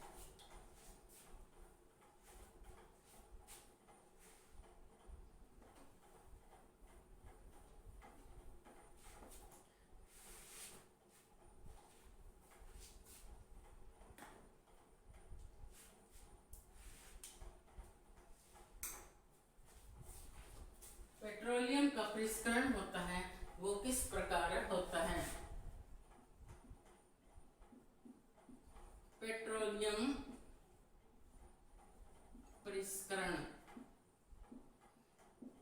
पेट्रोलियम परिष्करण क्या होता है? पेट्रोलियम परिष्करण ये होता है, पहली बात तो जो ये पेट्रोलियम होता है ये गहरे रंग का एक तेलीय द्रव होता है। क्या होता है? गहरे रंग का तेलीय द्रव होता है, गहरे रंग का तेलीय द्रव होता है। और ये क्या होता है? इसमें से अप्रिय गंध आती है, यानी कि अच्छी खुशबू इसकी नहीं होती, अप्रिय गंध आती रहती है, इसमें से अप्रिय गंध आती रहती है। विभिन्न संघटक होते हैं, इसमें विभिन्न संघटकों का ये क्या होता है? मिश्रण होता है, विभिन्न संघटकों का मिश्रण होता है। इसके विभिन्न संघटक कौन से होंगे? वो पेट्रोल, डीजल, पैराफिन, मोम और कौन से हो गए? और स्नेहक तेल हो गए। तो विभिन्न संघटकों का मिश्रण होता है। ये क्या होता है? विभिन्न संघटकों का एक मिश्रण होता है। इसके विभिन्न संघटक कौन कौन से होते हैं? पेट्रोल, डीजल, कौन से हो गए? डीजल, पैराफिन, मोम, पैराफिन जो मोम होता है वो इससे प्राप्त होता है, पैराफिन, मोम। और कौन से होता है? इससे स्नेहक तेल प्राप्त होता है। इससे क्या होता है? स्नेहक तेल जो है वो इससे प्राप्त होता है। विभिन्न संघटक कौन कौन से होते हैं? पेट्रोल, डीजल, पैराफिन, मोम और स्नेहक तेल इत्यादि का ये मिश्रण होता है। इसका परिष्करण होता है। पेट्रोलियम के जो विभिन्न संघटक होते हैं उनको पृथक करने का जो प्रक्रम होता है उसे क्या कहते हैं? परिष्करण कहलाता है। तो परिष्करण क्या होता है? पेट्रोलियम के विभिन्न जो संघटक हैं उनको अलग करना। वो क्या होता है? पेट्रोलियम के विभिन्न संघटकों को अलग करना। पेट्रोलियम के जो संघटक कौन से? पेट्रोल, डीजल, पैराफिन, मोम, स्नेहक तेल इत्यादि होते हैं ना, इनको जब अलग करते हैं पेट्रोलियम से तो ये क्या कहते हैं? परिष्करण कहते हैं। विभिन्न संघटकों को अलग करना। पेट्रोलियम के जो विभिन्न संघटक होते हैं उनको अलग करना क्या कहता है? पेट्रोलियम का जो परिष्करण होता है वो कहा जाता है। पेट्रोलियम का जो परिष्करण होता है वो कहाँ होता है? पेट्रोलियम परिष्करणी में ये होता है। ये कहाँ होता है? पेट्रोलियम परिष्करणी में ये होता है। पेट्रोलियम परिष्करणी में जो पेट्रोलियम का परिष्करण है वो होता है। ये कहाँ होता है? पेट्रोलियम परिष्करणी में ये कार्य संपादित होता है। तो अब हमने देखा कि पेट्रोलियम का परिष्करण के बारे में। तो सबसे पहले हम देखते हैं कि पेट्रोलियम क्या होता है। गहरे रंग का जो तेलीय द्रव होता है, इसमें से अप्रिय गंध आती है, इसका परिष्करण होता है। जो होता है पेट्रोलियम के जो विभिन्न संघटक होते हैं उनको अलग करना परिष्करण कहलाता है। और ये पेट्रोलियम का परिष्करण क्या होता है? पेट्रोलियम परिष्करणी में ये काम होता है। पेट्रोलियम के विभिन्न संघटक कौन कौन से होते हैं? वो होते हैं पेट्रोल, डीजल, पैराफिन, मोम और स्नेहक तेल। इसके विभिन्न संघटक देखने जा रहे हैं कि पेट्रोलियम के विभिन्न संघटक कौन कौन से होते हैं और उनके उपयोग क्या देखने जा रहे हैं। पेट्रोलियम के विभिन्न संघटक और उनके उपयोग। इससे पहले आगे चलने से पहले वीडियो में आपने अभी तक मेरे चैनल को लाइक, शेयर और सब्सक्राइब नहीं किया है तो कर दें और अपने दोस्तों से भी कहें कि वीडियो को मेरे चैनल को सब्सक्राइब करें। तो आप लोगों का बहुत बहुत धन्यवाद। अब हम देखते हैं कि पेट्रोलियम के विभिन्न संघटक कौन कौन से होते हैं। यानी कि संघटक मतलब ये इसमें पेट्रोलियम से हमें क्या क्या प्राप्त हो रहा है, ये किस किस से मिलकर। ये तो जीवाश्म ईंधन तो हो गया, पर पेट्रोलियम से और क्या? पेट्रोलियम को जब हम रिफाइनरी में रिफाइन करते हैं तब इससे हमें क्या क्या मिलता है, तो और उनके क्या क्या उपयोग होते हैं। तो पेट्रोलियम से ही हमें एलपीजी, लिक्विफाइड पेट्रोलियम गैस जो हमें होती है वो प्राप्त होती है। और ये हमें पता है घरों में ईंधन, घरों और उद्योगों में जो ईंधन के रूप में इसका उपयोग किया जाता है।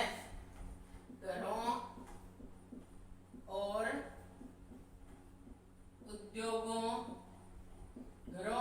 उद्योगों में किसके रूप में इसका उपयोग होता है, में ईंधन के रूप में इसका उपयोग किया जाता है। घरों और उद्योगों में ईंधन के रूप में प्रयोग किया जाता है। पेट्रोल को जो हल्के वाहनों को चलाने के लिए इसका उपयोग किया जाता है। मोटर ईंधन के रूप में इसका उपयोग किया जाता है। वैमानिक ईंधन के रूप में इसका उपयोग किया जाता है। ड्राई क्लीन करने में पेट्रोल का उपयोग किया जाता है। तो किस किस में उपयोग होता है, मोटर ईंधन में, मोटर ईंधन में इसका प्रयोग किया जाता है।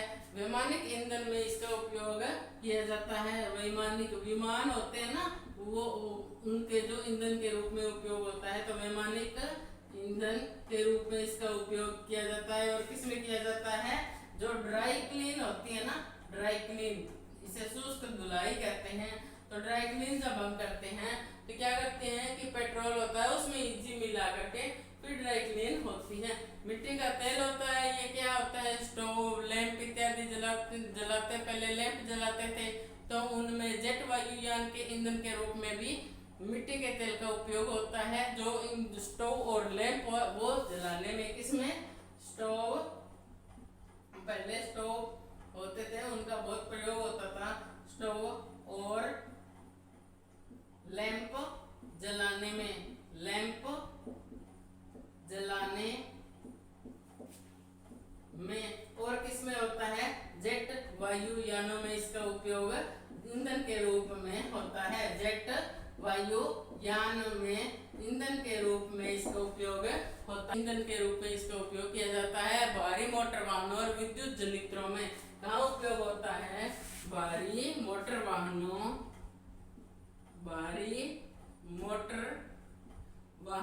भारी मोटर वाहनों और विद्युत जनित्रों में। और कहाँ होता है, और विद्युत जनित्रों में, और कहाँ होता है, विद्युत जनित्रों में इसका उपयोग किया जाता है। और स्नेहक तेल होता है, इसका उपयोग कहाँ होता है, स्नेहन में इसका उपयोग किया जाता है। कहाँ किया जाता है, स्नेहन में इसका उपयोग किया जाता है। जो पैराफिन मोम होता है उसका उपयोग किया जाता है मरहम में, मोमबत्ती बनाने में और वैसलीन आदि में इसका उपयोग किया जाता है। पैराफिन मोम होता है उसका उपयोग कहाँ किया जाता है, मरहम होते हैं ना, विभिन्न मरहम लगाने में, मरहम लगाने में, पैराफिन मरहम लगाने में। और कहाँ होता है, मोमबत्तियों में और वैसलीन इत्यादि में जो होता है पैराफिन मोम होता है। कहाँ होता है, मोमबत्तियों में और वैसलीन होती है, ये पैराफिन मोम की बनी होती है। वैसलीन, जो वासलीन आती है ना फटी एड़ियों पे लगाने के लिए होती है, वो भी पैराफिन मोम से बनी होती है। बिटुमेन होता है, इसका मोस्ट ऑफ प्रयोग होता है पेंट और सड़क निर्माण में किया जाता है। कहाँ किया जाता है, पेंट और सड़क बनाने में आजकल बिटुमेन का प्रयोग किया जाता है सड़क निर्माण में। तो जो पेट्रोलियम होते हैं इसके विभिन्न संघटक कौन कौन से होते हैं, एलपीजी, पेट्रोल, मिट्टी का तेल, डीजल, स्नेहक तेल, पैराफिन मोम और बिटुमेन। और इनके जो पेट्रोलियम के ये विभिन्न संघटक होते हैं इनका प्रयोग कहाँ कहाँ किया जाता है, एलपीजी का उपयोग कहाँ किया जाता है, घरों और उद्योगों में ईंधन के रूप में किया जाता है। पेट्रोल का उपयोग मोटर ईंधन और वैमानिक ईंधन और के रूप में किया जाता है। ड्राई क्लीन के रूप में किया जाता है। मिट्टी के तेल का निर्माण स्टोव और लैंप जलाने में किया जाता है। जेट वायुयान में ईंधन के रूप में किया जाता है। डीजल होता है भारी मोटर वाहनों और विद्युत जनित्रों में इसका उपयोग किया जाता है। स्नेहक तेल का स्नेहन में किया जाता है। पैराफिन मोम से मरहम, मोमबत्ती और वैसलीन इत्यादि में इसका उपयोग होता है। बिटुमेन का उपयोग पेंट और सड़क निर्माण में होता है। तो ये पेट्रोलियम के विभिन्न संघटक और उनके उपयोग थे। आशा करती हूँ कि आपको समझ में आया होगा। अब हम वीडियो में आगे बढ़ने से पहले अभी तक भी आपने चैनल को लाइक, शेयर और सब्सक्राइब नहीं किया है तो कर दें। अपने दोस्तों से कहें कि चैनल को सब्सक्राइब करें और उनके साथ वीडियो शेयर करें। रसायन है, ये क्या होता है, पेट्रो रसायन। पेट्रो रसायन क्या होता है, पेट्रो रसायन होता है पेट्रोलियम और प्राकृतिक गैस से ये एक उपयोगी पदार्थ होता है। पेट्रोलियम और प्राकृतिक गैस से प्राप्त उपयोगी पदार्थ होता है, वो क्या होता है? पेट्रोल रसायन। पेट्रोलियम और प्राकृतिक गैस से प्राप्त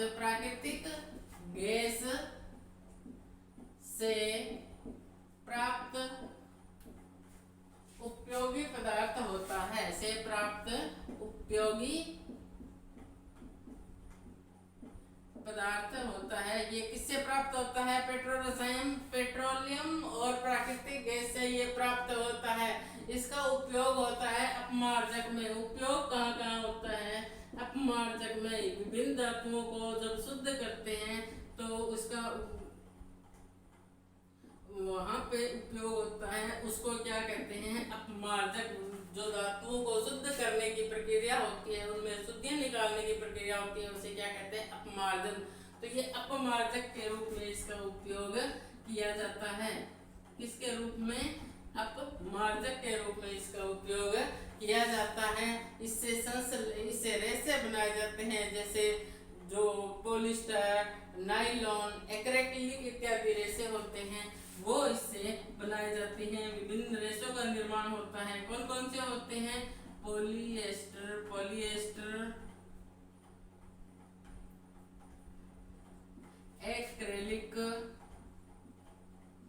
एक्रेलिक और क्या होता है? पॉलिएस्टर, एक्रेलिक और क्या होता है?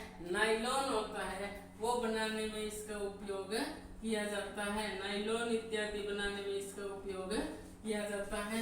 इससे विभिन्न रेशों का निर्माण होता है।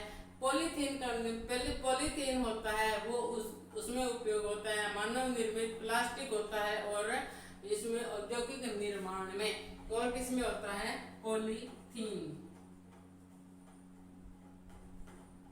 पॉलीथीन में मानव निर्मित जो होते हैं प्लास्टिक आदि के, जो औद्योगिक निर्माण में मानव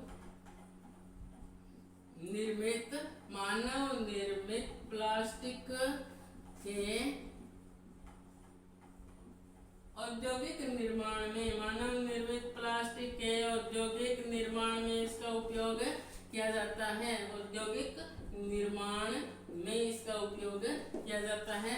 मानव निर्मित जो प्लास्टिक होता है उसके औद्योगिक निर्माण में इसका उपयोग होता है। हाइड्रोजन गैस होती है। ये क्या होती है? इसकी प्राप्ति प्राकृतिक गैस से ये प्राप्त होती है। अब क्या होती है? Hydrogen gas. तो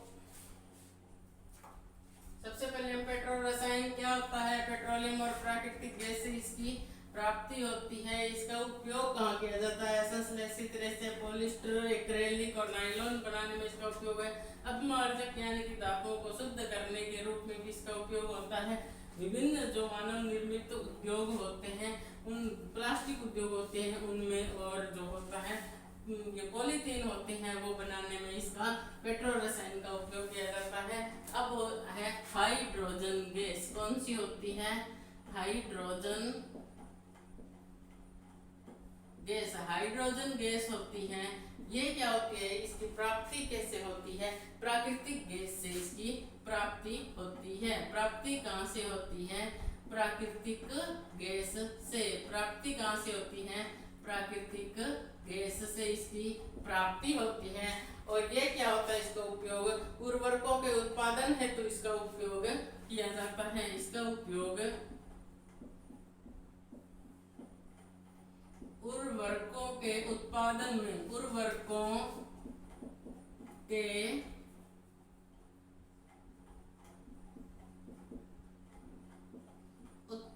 में, इसका उपयोग किया जाता है। उर्वरकों के उत्पादन में इसका उपयोग किया जाता है। इसको जो पेट्रोलियम होता है उसे हम क्या कहते हैं? पेट्रोलियम को काला सोना भी कहा जाता है।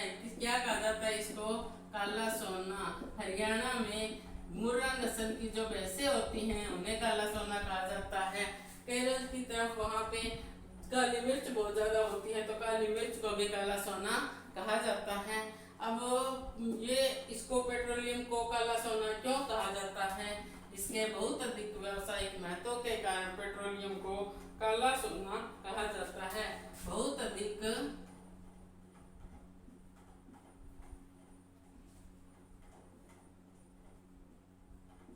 व्यावसायिक महत्व के कारण पेट्रोलियम को काला सोना कहा जाता है। व्यावसायिक महत्व के कारण पेट्रोलियम को काला सोना कहा जाता है। तो बहुत अधिक व्यावसायिक महत्व के कारण पेट्रोलियम को काला सोना कहा जाता है। गैस होती है, ये भी क्या होती है, प्राकृतिक गैस होती है, महत्वपूर्ण जीवाश्म ईंधन होती है। हाइड्रोजन गैस क्या होती है, हाइड्रोजन गैस की प्राप्ति प्राकृतिक गैस से होती है और उर्वरकों के उत्पादन है तो इसका उपयोग किया जाता है। पेट्रोलियम को काला सोना कहा जाता है क्योंकि इसका बहुत अधिक व्यावसायिक महत्व है। ये जो प्राकृतिक गैस होती है, ये प्राकृतिक गैस क्या होती है, प्राकृतिक गैस से हाइड्रोजन की प्राप्ति होती है। हाइड्रोजन गैस की प्राप्ति जो होती है प्राकृतिक गैस से होती है और ये जो प्राकृतिक गैस है ये महत्वपूर्ण जीवाश्म ईंधन है। ये क्या है, महत्वपूर्ण जीवाश्म ईंधन होता है। ये क्या होती है, महत्वपूर्ण जीवाश्म ईंधन होता है। और ये क्या होता है, इसका परिवहन किसके द्वारा होता है, परिवहन यानी कि एक स्थान से दूसरे स्थान पर इसको कैसे ले जाया जाता है, तो इसको पाइपों द्वारा एक स्थान से दूसरे स्थान पर ले जाया जाता है। तो इसको किसके द्वारा होता है, इसका परिवहन पाइपों द्वारा होता है। इसका भंडारण होता है उच्च दाब पर संपीड़ित प्राकृतिक गैस के रूप में इसका उपयोग होता है, यानी कि CNG। इसका भंडारण किसके रूप में होता है, भंडारण CNG किसके रूप में होता है, CNG कंप्रेस्ड नेचुरल गैस, उच्च दाब पर संपीड़ित प्राकृतिक गैस, उच्च दाब पर संपीड़ित प्राकृतिक गैस होती है। उच्च दाब पर संपीड़ित प्राकृतिक गैस होती है, कंप्रेस्ड नेचुरल गैस। इंग्लिश में इसे कहते हैं परिवहन वाहनों के ईंधन के रूप में उपयोग होता है और इसका रसोई में सीधा उपयोग होता है। इसका परिवहन वाहन होते हैं। आजकल हमने देखा होगा कि CNG गैस से जो कार इत्यादि है वो चल रही है दिल्ली और बड़ौदा इत्यादि में। तो इसका उपयोग कहाँ होता है,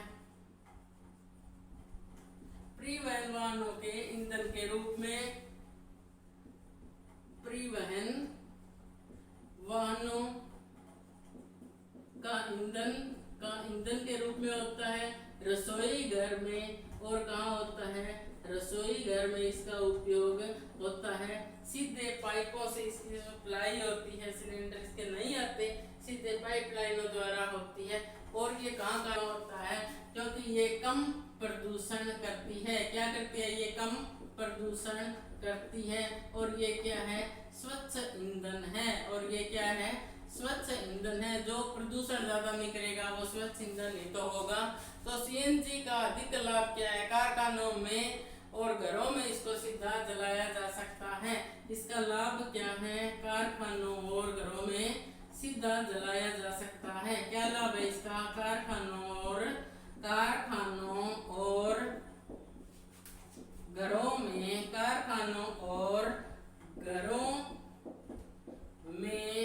सीधा जलाया जा सकता है, सीधा जलाया जा सकता है। इसको सीधा जलाया जा सकता है, घरों और कारखानों में सीधा जलाया जा सकता है। इसकी CNG पाइपलाइनों का जाल कहाँ कहाँ है, CNG पाइपलाइनों का जाल, पाइपलाइन है, CNG पाइपलाइन है, उनका जाल कहाँ है, दिल्ली के आसपास। कहाँ है, दिल्ली के आसपास, दिल्ली के आसपास। और जो वडोदरा में है वो भी क्या है, वहां पर भी CNG पाइपलाइनों का जाल है। और वडोदरा कहाँ है, गुजरात में, और वडोदरा गुजरात में है, वहाँ पर सीएनजी पाइपलाइन है, उनका जाल है। भारत में सीएनजी के विशाल भंडार हैं। भारत में क्या है? भारत में विशाल भंडार है। भारत में विशाल भंडार हैं। और इसके भारत में विशाल भंडार कहाँ है? त्रिपुरा में। कहाँ पाई जाती है ये? त्रिपुरा में। कहाँ पाई जाती है? त्रिपुरा में पाई जाती है। और कहाँ पाई जाती है ये? राजस्थान, महाराष्ट्र में। राजस्थान कहाँ पाई जाती है? राजस्थान में पाई जाती है। और कहाँ पाई जाती है? महाराष्ट्र में। महाराष्ट्र में पाई जाती है।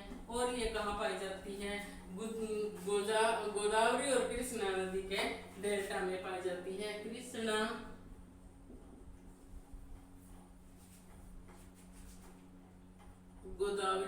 और गोदावरी नदी के जो डेल्टा है, गोदावरी नदी के डेल्टा में, कृष्णा और जो गोदावरी नदी है उसके डेल्टा में ये पाई जाती है। कहाँ इसके विशाल भंडार है?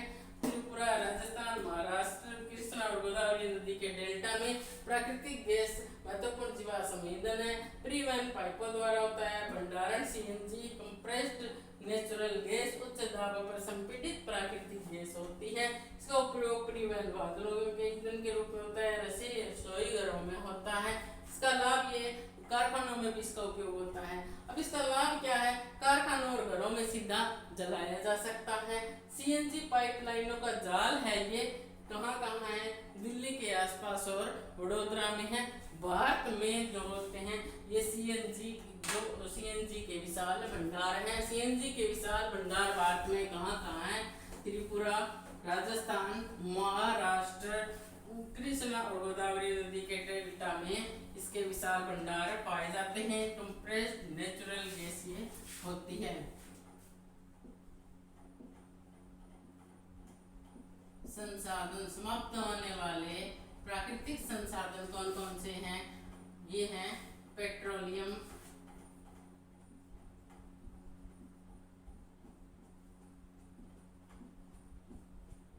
जीवाश्म ईंधन,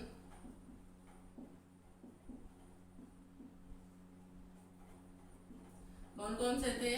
पेट्रोलियम, जीवाश्म ईंधन, और कौन कौन से हैं? वन्य जीव। ये सब क्या है? समाप्त होने वाले प्राकृतिक संसाधन हैं। कोयला, प्राकृतिक गैस, ये सब क्या है? समाप्त होने वाले प्राकृतिक संसाधन हैं। और ये जो खनिज होते हैं ये भी समाप्त होने वाले प्राकृतिक संसाधन होते हैं। ये जो होते हैं ये जीवाश्म ईंधन ये मृत जीवों के अवशेष से प्राप्त होते हैं। वन्य जीव हम जानते हैं पेट्रोलियम जीवाश्म ईंधन है। कोयला भी एक जीवाश्म ईंधन है। ये वनस्पति के धीमे प्रक्रमण द्वारा होता है। और ये मृत जो पेट्रोलियम होता है मृत जीवों के धीमे प्रक्रमण द्वारा प्राप्त होता है। प्राकृतिक गैस और खनिज होते हैं जो लोहा, पीतल, तांबा इत्यादि क्या होते हैं? विभिन्न खनिज होते हैं। मृत जीवों के ईंधन में परिवर्तन में लाखों वर्षों का समय लग जाता है। जो ये मृत जीव होते हैं ये क्या होते हैं? ये जब ये ईंधन के रूप में परिवर्तित होती है इसमें लाखों वर्ष का समय लग जाता है। जीवाश्म ईंधन का जब हम जलाते हैं तो इससे वायु प्रदूषण भी होता है। जब जीवाश्म ईंधन को जलाते हैं तो वायु प्रदूषण भी होता है। जीवाश्म ईंधन के जलाने का संबंध किससे है? विश्व उष्णन से है।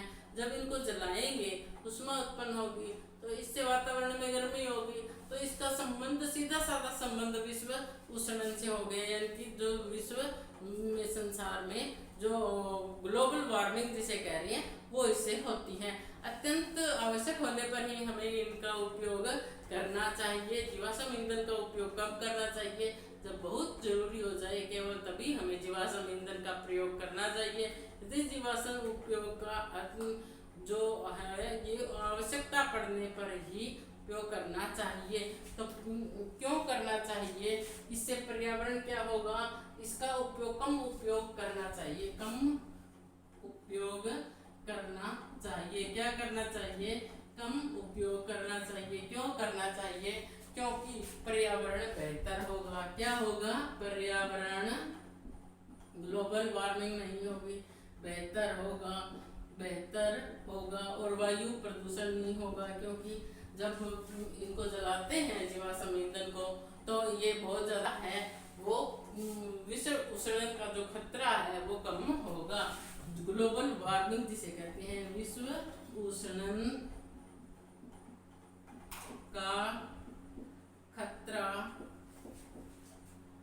कम होगा। विश्व उष्णन का जो खतरा है वो क्या होगा?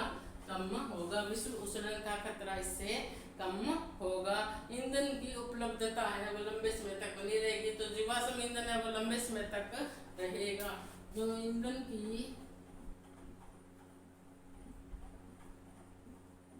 उपलब्धता लंबे समय तक रहेगी। उपलब्धता क्या है? लंबे समय तक रहेगी, लंबे समय तक रहेगी, लंबे समय तक बनी रहेगी। जो ईंधन की उपलब्धता है वो लंबे समय संसाधन होने वाले, समाप्त होने वाले प्राकृतिक संसाधन कौन कौन से हैं? समाप्त होने वाले प्राकृतिक संसाधन पेट्रोलियम, कोयला, जीवाश्म ईंधन, प्राकृतिक गैस, खनिज, वन और वन्य जीव, ये सब क्या है? समाप्त होने वाले प्राकृतिक संसाधन हैं। इनका कम उपयोग करना चाहिए। इससे जो होते हैं कोयला, पेट्रोलियम, इनका कम उपयोग करना चाहिए, क्योंकि इससे पर्यावरण बेहतर होगा। विश्व उष्णन, ग्लोबल वार्मिंग जो होती है उसका खतरा कम होगा। ईंधन की उपलब्धता है वो लंबे समय तक बनी रहेगी, क्योंकि ये जो होते हैं जीवाश्म ईंधन को बनने में लाखों वर्षों का समय लग जाता है। इस कारण, और इसके जो ज्ञात भंडार हैं वो कुछ 100 वर्ष तक ही चलने वाले हैं। तो इस कारण से हमें जो जीवाश्म ईंधन है इनका उपयोग कम करना चाहिए। पेट्रोलियम संरक्षण समिति जो होती है PCRA, क्या? PCRA पेट्रोलियम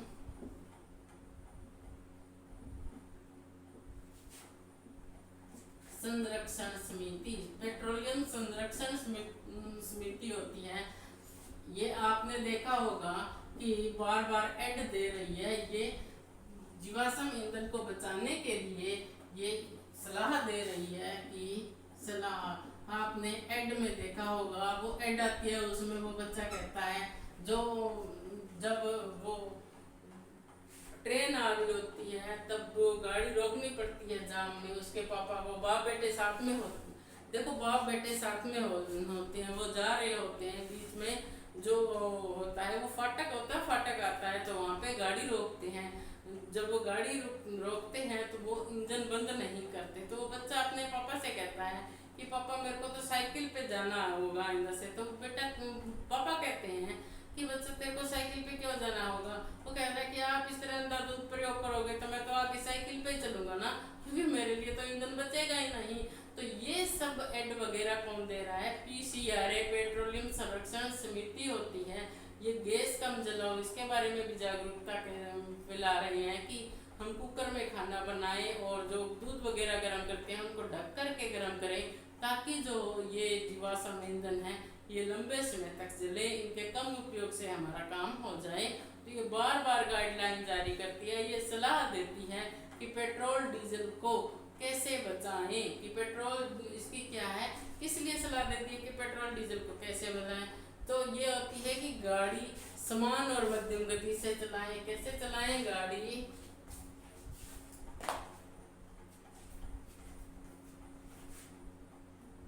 गाड़ी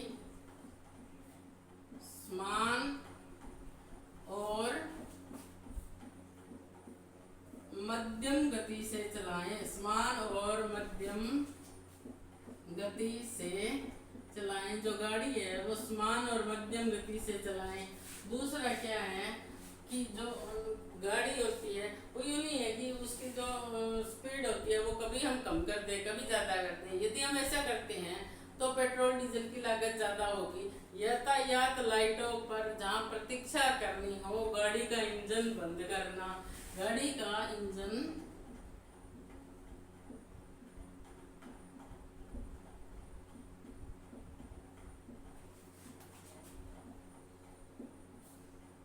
बंद करना, गाड़ी का इंजन बंद करना।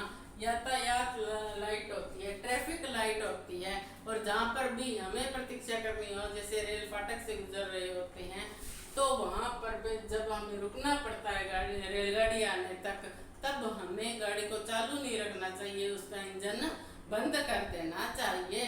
टायरों का दाब सही रखना चाहिए, गाड़ी का उचित रख रखाव रखना चाहिए। टायरों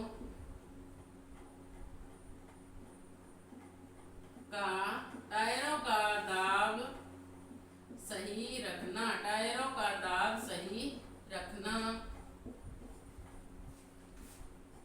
गाड़ी का उचित रख रखाव भी करना चाहिए, गाड़ी का उचित रख रखाव होगा, उसकी टाइम टाइम पे सफाई कराएंगे, हम उसकी सर्विस कराएंगे, तो उससे भी क्या है, ये